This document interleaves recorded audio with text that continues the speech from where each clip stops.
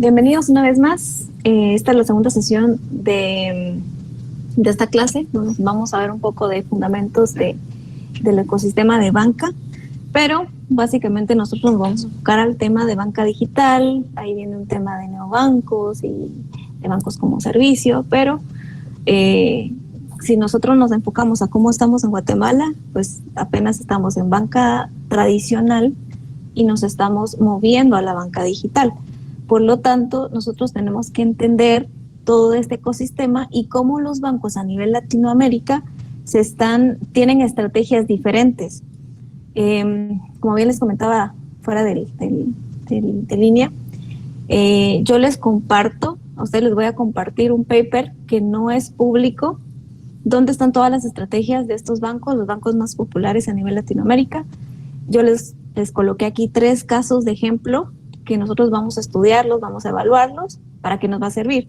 Uno, para que veamos el nivel de madurez que tienen los otros ecosistemas a diferencia de Guatemala, porque hay prerequisitos para que esto funcione. Por ejemplo, aquí en Guatemala no es tan fácil que, por ejemplo, venga un BBVA o algún otro banco aquí a Guatemala y quiera pues incursionar. ¿Por qué? Porque hay ciertas limitantes a nivel de regulación, por ejemplo, o a nivel de legislación, o a nivel del mismo ecosistema, de cómo estamos a nivel de infraestructura para poder funcionar.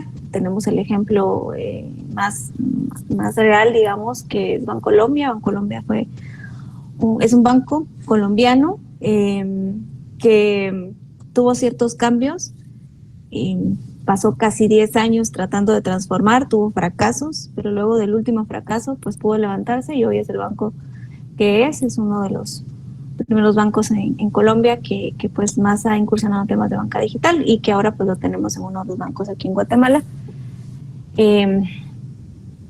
como tal. Entonces vamos a empezar y ¿cuáles son los que yo les traigo? Por ejemplo, yo tengo acá, está Bradesco. Y acá lo que nos va a interesar es cuál es su estrategia. La estrategia de este banco, que nosotros vamos a tomar una idea de por qué fue esta su estrategia, también cómo esto nos afecta para la idea que estamos trabajando, es que, por ejemplo, Bradesco, él se enfocó en un tema de plataformas. En este caso, como dice ahí, el 98% de las transacciones son realizadas en canales digitales.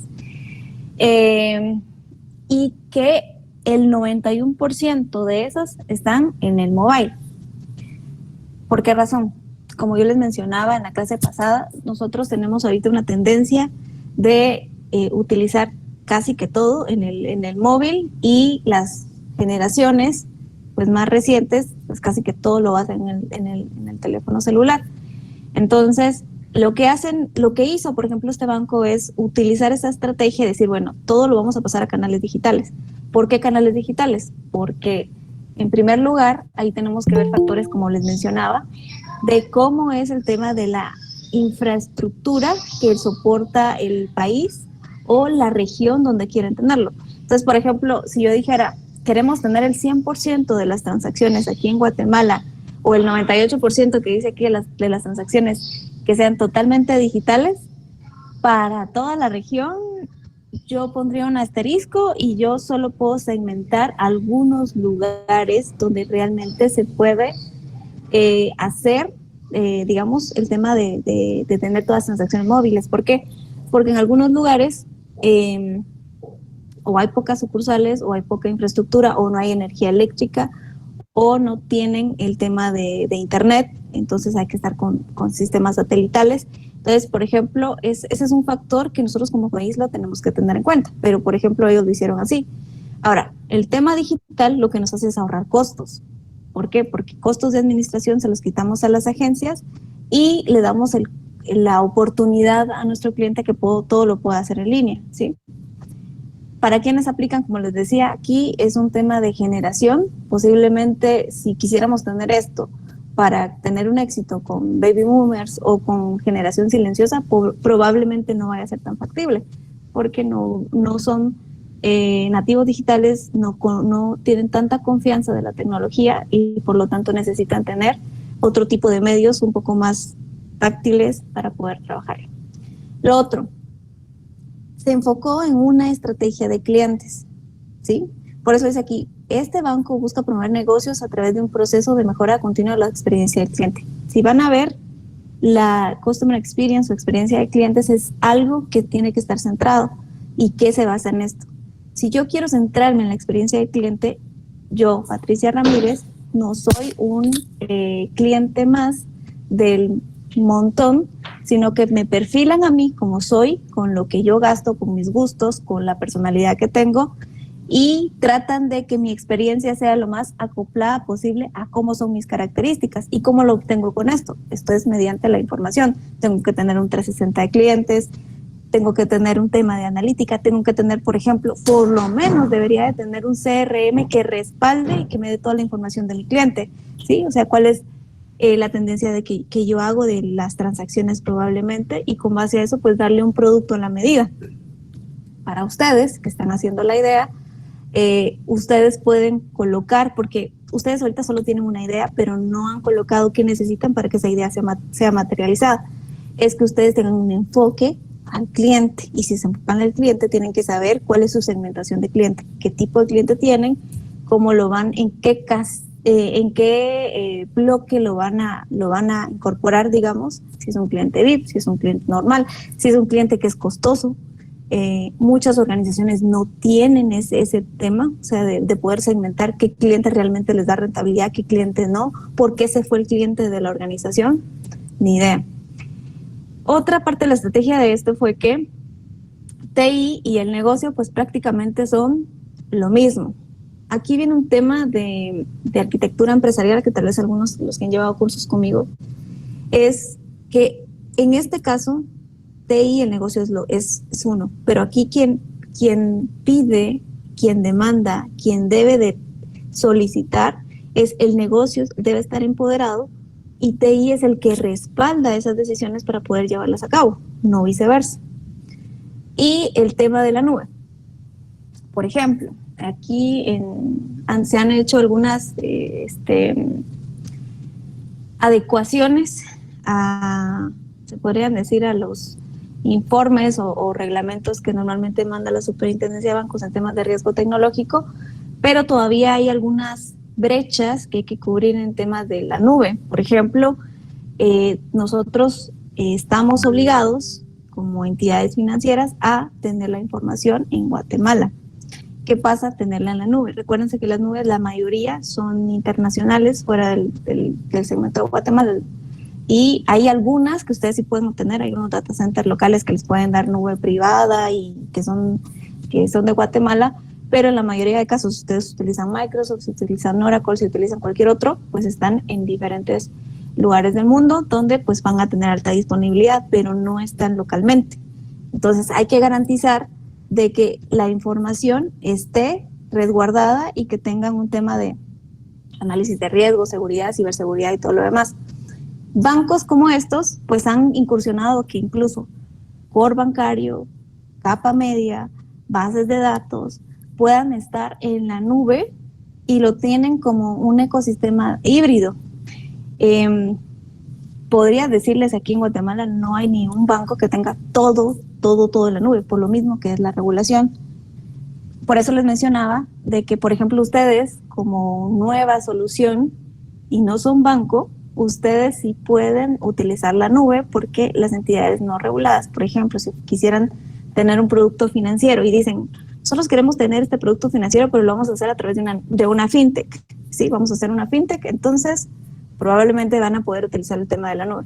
Si ustedes dicen que van a sacar un producto desde la perspectiva que son un banco, ahí van a tener que ver la regulación, porque las entidades financieras están reguladas y por lo tanto hay ciertos gaps que les mencionaba en tema de nubes. Ahora, lo importante de esta estrategia, que es lo que ustedes van a analizar en cualquiera de los otros casos, es que se enfoca a un tema de pasar todas sus transacciones digitales, enfocarse al cliente, tener una convergencia entre TI y el negocio, ¿sí? Una sinergia, y esto prácticamente se reduce en gobierno, y el tema de utilizar la nube como tal. ¿Por qué? Porque la nube nos abarata muchas cosas. Nosotros podemos habilitar o deshabilitar en algún momento, Si no sabemos administrarlo, probablemente vamos a tener más gastos en algunos de los casos, pero la nube nos viene a facilitar muchas cosas. Y como acá yo les coloqué un pequeño comentario que dice que el banco tuvo la oportunidad de atender todos los clientes dadas las nuevas circunstancias o sea, para ellos como resultado de todo ese análisis, pues prácticamente ellos tuvieron nuevas oportunidades. ¿Qué pasaría si yo aquí en Guatemala existiera un banco que tiene 98% de las transacciones que están en que se hacen normalmente en una agencia y que están en la nube? Estamos hablando de productos de captación, de colocación, servicios. Probablemente podría ser para nosotros una plataforma que más utilicemos. ¿Por qué? Porque nos da facilidad. Acá aparece la hoja de ruta de cómo este banco se transformó en el tiempo, desde el 2007 hasta el 2021 de este informe. Entonces, acá hay un tema muy importante y por eso les mencionaba por qué es importante saber en dónde estamos ubicados. Porque Brasil es uno de el top 1, se puede decir el número 1 a nivel de Open Banking, Open Finance, de FinTech, de neobancos. Por ahí van a ver el unicornio de los que yo les mostré la semana pasada, bueno, hace 15 días, donde está Nubank, y prácticamente tienen todo habilitado para poder trabajar. Entonces, aquí vemos su hoja de ruta. Yo no voy a irme tan a fondo, pero lo que quiero que vean es que cada banco que quiera transformarse tiene que pasar un análisis de brechas, tiene que identificar y trabajar en la ruta que quieran. Si, por ejemplo, este banco en el 2007 pensó a futuro que quería ser, no sé, un nuevo banco, o quería ser solo una plataforma donde terceros podían utilizar o crear sus propios productos con una marca blanca y utilizar al banco solo como una plataforma, pues prácticamente pues ellos se fueron preparando desde el 2007 hasta el 2021. Otro caso de éxito, por ejemplo, está BBVA México, y para ellos, ¿qué es enfocar? ¿Sí? Como dice acá, esta es otra estrategia totalmente diferente. Ellos se fueron un poco al core banking, ¿sí? En este caso hay bancos que por su obsolescencia tienen una estrategia de cambio de su core bancario, ¿sí? Hay otros bancos que no lo necesitan. ¿Por qué? Porque se tratan de dividir en otras capas que no son tan importantes. Pero cuando tenemos una obsolescencia, bancos que tienen más de 75 años, 50 años y que tienen un core muy obsoleto, que no lo han actualizado, probablemente una de sus estrategias va a ser cambiar core. Ahora, este es un arma de dos filos. Hay informes donde el cambio de un core bancario es, en el primero de los casos, sus primeros inicios son fracasos. Entonces, en el ecosistema de Guatemala hay varios bancos que han tratado de hacer cambios también, y no solo bancos. Cuando hablamos también de empresas como empresas de retail o empresas de telecomunicaciones que utilizan otro tipo de core, que no son core bancarios, sino que otro tipo de core. Por ejemplo, para una empresa de retail puede ser un ERP, por ejemplo, el que tenga todo el centro de todas sus operaciones, y tratar de cambiar realmente es un dolor de cabeza, porque casi que si hablamos de organizaciones que tienen más de 50 años o 75 años, 100 años, pues prácticamente están demasiado acoplados. Entonces la estrategia de BBVA fue cambio de core. Lo otro es un tema de multicanalidad. Aquí hay dos perspectivas que me gustaría aclarar. Una es que en un banco ustedes pueden decir, cuando tenemos multicanalidad es porque tengo diferentes canales o puntos donde mi cliente se puede comunicar y yo le voy a atender de la misma forma. En otros lados, la multicanalidad, detrás de eso está la omnicanalidad. ¿A qué se refiere con eso? Pero aquí estamos hablando de un concepto de plataformas. La omnicanalidad lo que nos permite es, yo tengo una sola solución que puede ser desplegada en N cantidad de canales. Por ejemplo, yo tengo una solución donde yo digo que quiero desplegar algo en una app, y la omnicanalidad me permite crear, para poder crear una app. Puedo crear también en la plataforma omnicanal algo que sea web, y utilizo la misma plataforma. Prácticamente es como que tuviera un middleware que me permite a mí comunicarme con los servicios, con el core, con terceros, con quien sea, pero yo lo puedo desplegar en el front que yo necesite y quiera disponibilizar. Hay que parametrizarlo, hay que hacerlo, pero al final me permite desplegarlo en diferentes plataformas o diferentes front o diferentes canales. ¿Ellos qué hicieron en el tema de la multicanalidad? Que dice que hace más de 10 años ellos trabajaron en un tema de arquitectura, ¿de qué? De servicios. Cuando yo tengo una app móvil, tengo un marketplace, tengo un WhatsApp donde hago negocios, tengo un relojito que hace también, yo puedo hacer algunas operaciones, tengo una app, tengo algún kiosco, tengo cualquier cantidad de canales, yo tengo que garantizar como banco que todas las operaciones que tengan un canal van a estar en las mismas, ¿sí? Esto es algo que ellos hicieron y trabajaron por más de 10 años. ¿Se dedicaron a qué? A un tema de ir desacoplando servicios, de modo que si yo tengo un consulta cliente, si yo tengo un pago de tarjeta de crédito, pago de préstamo, ahorros, eso mismo lo voy a llamar en cualquiera de los canales y no lo tengo que hacer una vez por cada canal. Lo voy a hacer una sola vez y lo puedo utilizar en cualquier canal. Por eso es el enfoque de la multicanalidad. Pero hay algunas otras organizaciones que lo que hacen es, tengo multicanalidad, sí, pero debajo de eso hay una plataforma, mi canal, que me permite a mí tener una sola vez el despliegue. Cuando hablamos del Ether, recuérdense que BBVA es un banco que está en diferentes regiones a nivel mundial. Aquí estamos hablando de la importancia de poder utilizar todas estas sucursales como que fueran una, pero que podamos trabajar y compartir los recursos a nivel de tecnología. Por eso hablamos del tema de Ether. Y el tema cloud, si se dan cuenta, es una de las estrategias similares a las que utilizó el banco anterior de Brasil, donde casi que todo es, como dice acá, los elementos críticos, ¿sí?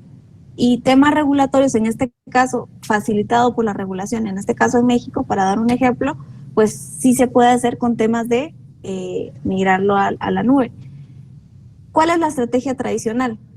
Recuérdense que en Guatemala no se puede, o sea, Guatemala, bancos o cualquier organización, no pueden garantizar toda la funcionalidad de todo. Se garantiza la funcionalidad de lo que tenga más riesgo y lo que tenga más rentabilidad para una organización. Para los bancos, ¿cómo lo trabajan? Los bancos tienen que garantizar desde la perspectiva no técnica, sino de negocio, cuáles son las operaciones más importantes y esas son las más críticas y son las que representan que si una entidad no las tiene, pues se viene abajo. Y por eso menciona acá un tema de temas críticos. En Guatemala es algo similar, solo que aquí no tenemos esa facilidad de pasarlo todo a la nube a un 100% como lo menciona México. Esta es su hoja de ruta, lo pueden ver. Ellos empiezan en 2014 lanzando su app móvil. Y pues aquí ya viene un tema de ser más de Open Finance, también tratar de ser una plataforma donde puedan ellos exponer los servicios para poder ser consumidos desde cualquier otra organización. También tienen un tema de API Marketplace. ¿A qué se refiere con esto? México también tiene un tema de banca abierta o de Open Banking, donde tiene un ecosistema de APIs que pueden ser consumidas de una forma más fácil y que pueden ser también monetizadas para poder llevar un control. Eso se los dejo ahí. Siguiente estrategia, está Banco Pichincha, ¿sí? Por ejemplo, elegí el que tiene Perú y aquí ya lo vemos un poquito más, si se dan cuenta, de un entorno más tecnológico, porque nos habla un tema de la infraestructura. Como dice acá, hace 3 años aproximadamente, pues ellos realizaron una fuerte inversión de infraestructura. Acá hay algo que hay que tener en cuenta. ¿Será que la infraestructura, si vemos algo aquí de nube, se dan cuenta? Posiblemente por ser un banco, de tener tantos años, la obsolescencia no únicamente nos habla en temas de software, sino vamos a un tema más atrás. El tema de que tengamos que asegurar de que los data centers, por ejemplo, tengan que tener los elementos necesarios o la reubicación. En este caso ellos no hablan tanto detalle de la infraestructura, pero ellos sí tuvieron que hacer una inversión. Recuérdense que acá infraestructura, estamos hablando de todo lo que sean premise, en este caso. Lo otro, que es algo bien importante y que muchos bancos o entidades que son tradicionales se vienen abajo, es por un tema de gestión de cambio. Cuando las organizaciones o los que están hasta arriba no reconocen que existe una necesidad de cambio, de tener que transformarse, probablemente va a ser un gran stopper para poder transformarse, ¿sí? Así como ustedes están haciendo una idea de algo nuevo, totalmente, pues no tienen ningún inconveniente. Pero cuando quieren transformar o quieren hacerlo desde un banco que ya existe, pues prácticamente tienen que trabajar un poquito de años antes el tema de la gestión de cambio, cambiar esa mentalidad y preparar a la organización para que pueda aceptar los nuevos cambios. También está el tema de herramientas. Acá vamos a dar algunos ejemplos. Por ejemplo, ¿qué sucede en algunas? Y me voy a ir a un tema de TI, porque más ellos se enfocaron a temas de tecnología. El tema de que en la organización, por ejemplo, o en la entidad ni siquiera tengan algo para hacer despliegues automatizados, hacer pruebas automatizadas, llevar el end-to-end de un proyecto de una forma integral con alguna herramienta, ¿sí? Como GitHub, GitLab, cualquier otro. Ellos se enfocaron a tratar de implementar herramientas que les ayudaran a poder hacer su gestión interna mucho más fácil, a no tener que tener N cantidad de personas a hacer cosas manuales. Y lo otro es la eficiencia. En este caso, recuérdense que tengo la eficiencia y la eficacia. Yo puedo hacer algo, ¿sí? Y yo soy eficaz, lo terminé. Eficiente, yo termino algo, pero lo hago de una forma con el menor recurso posible, aprovechando lo que tengo. Ellos trataron de automatizar basados en la tecnología y ser un poquito más eficientes para poder aprovechar los recursos. Ese es el caso de Banco Pichincha, y aquí les dejo también la hoja de ruta, cuando empezaron ellos su proceso de transformación, 2017, hasta llegar a 2021. Obviamente aquí yo solo les mostré el tema de solo el resumen, pero realmente hay un documento que está detrás de que pueden... Sí. Y tengo el último, que yo me recordaba que solo tenía algún par. Está Itaú de Chile, que en este caso ellos se enfocaron a un tema de tener todo el tema de transacciones de desarrollar todas las transacciones, todas las operaciones, todos los proyectos, todo lo que el negocio les daba a ellos como un tema de desarrollo seguro, el tema de DevSecOps. Cuando ustedes vean un tema de alguna de las fintech que en algún momento les va a tocar estudiar, van a encontrar que uno de sus pilares es el tema del desarrollo seguro. ¿Por qué?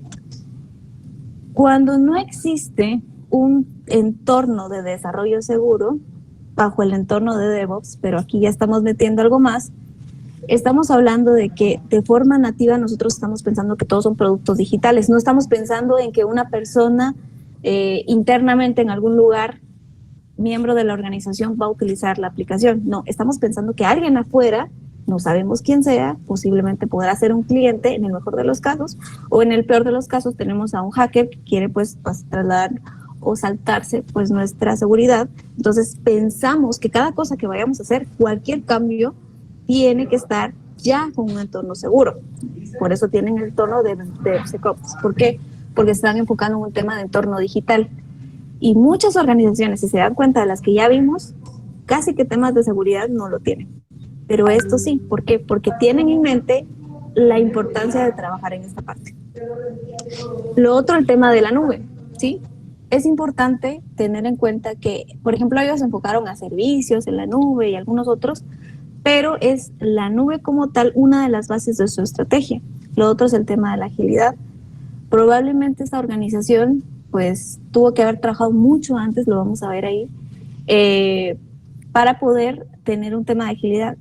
No todas las organizaciones tienen Agile incluido en su entorno de trabajo, porque probablemente tal vez algún área lo puede tener, pero se les va a quedar detenida en algún otro lado. Y también trabajó en el tema del mindset, el tema de gestión de cambio, Si no se trabaja gestión de cambio, probablemente nada de lo anterior puede ser. Y como dice acá, bueno, este es un comentario que hace el gerente o el CEO de esta organización, donde dice que el año pasado fue bastante duro, pero este año ya dimos señales fuertes de recuperación en todos los niveles. Y acá no les coloqué todo el ecosistema, pero ustedes lo pueden ver. Ok, entonces, yo aquí les di un pequeño resumen de algunos de los bancos a nivel LATAM. Les voy a mostrar el informe. Como les decía, no es de dominio público, pero para ustedes ya se los comparto. Tiene más de 100 páginas y van a encontrar a los bancos más exitosos de América Latina: Argentina, Brasil, Chile, Colombia, México, Perú. Y van a encontrar a cada uno, por ejemplo, lo que yo les estaba mostrando. Por ejemplo, nos vamos a Argentina, empezamos a ver, por ejemplo, cuál es empezando por BBVA, digamos aquí el CEO, y pues aquí nos empieza a hablar un poquito de su estrategia, nos da el tema de cómo fueron evolucionando. ICBC es otro de los grandes, y aquí son las entrevistas de la estrategia. Por eso les decía que esto no es muy público, pero se los comparto. Ahora, ¿por qué nos interesa? Porque yo necesito que ustedes tomen uno de estos, no de los que yo ya presenté, sino cualquier otro de los que están acá, y para ustedes, como dice acá, yo se los quiero colocar textualmente, dice: partiendo de la situación actual de los productos y servicios bancarios de Guatemala, o sea, nos vamos a posicionar hoy como estamos en Guatemala, y ustedes van a buscar uno de todos esos bancos que aparecen ahí y van a elegir, van a elegir uno, pero van a responder esto: ¿qué estrategia de los bancos dentro del documento es la que más le llama la atención, que puede ser viable para tener nuevos productos y servicios en Guatemala de forma innovadora? Por ejemplo, si ustedes ven y dicen, bueno, ¿será que si alguno, por ejemplo, se metió temas de criptomonedas en su estrategia, no va a ser tan factible para Guatemala hoy? ¿Por qué? Porque no tenemos regulación en temas de una moneda y oficializar el tema de la criptomoneda. Ok, entonces, por ejemplo, ustedes van a elegir uno de los bancos que crean que su estrategia es la más acertada a cómo puede aplicarse en Guatemala. Seleccionan uno y de eso lo que van a hacer es, van a responder con sus palabras, analizan la estrategia, ven lo que dice el CEO, el CEO, el CTO, los que hayan entrevistado dentro del documento, y responden esta pregunta que está acá. En una PPT la responden. En otro slide, ustedes van a colocar el resumen, algo similar a lo que yo les coloqué aquí. ¿Sí? Algo similar. ¿De qué? De la estrategia y de qué fue lo más relevante. ¿Por qué? Por ejemplo, con esto ustedes van a tener una visibilidad de que la idea que ustedes van a seleccionar va a ser un poco más acertada a la realidad, porque nosotros tenemos elementos que tenemos que tener en cuenta: temas de seguridad, temas de regulación, temas si es factible o no. Si yo quisiera colocar algo de Open Finance hoy en Guatemala, está un poco complicado que lo podamos hacer de esa forma. Listo.